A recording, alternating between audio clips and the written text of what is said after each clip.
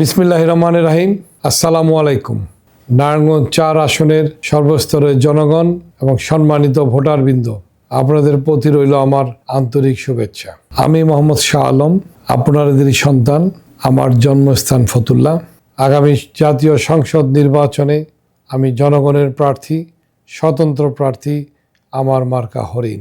আমি রাজনীতিতে এসেছি মানুষের সেবা করার জন্য, মানুষের ভালোবাসা পাওয়ার জন্য, একটি সুন্দর সমাজ গড়ার জন্য, একটি সুন্দর নারায়ণগঞ্জ ৪ উপহার দেওয়ার জন্য।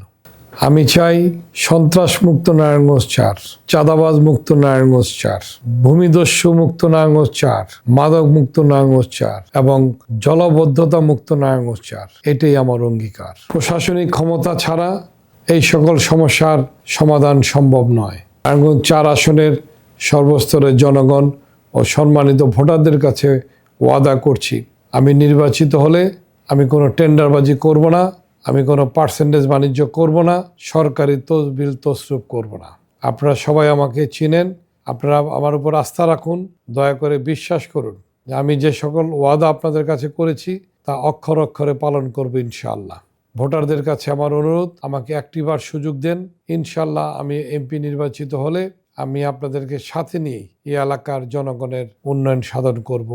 আসুন আমরা সবাই মিলে একটি সুন্দর নারায়ণগঞ্জ ৪ গড়ে তুলি। আমি বিশ্বাস করি সবাই মিলে যদি একত্রিত হয়ে ঐক্যবদ্ধভাবে কাজ করি তাহলে সুন্দর নারায়ণগঞ্জ আমরা গড়তে পারবো। ধন্যবাদ সবাইকে।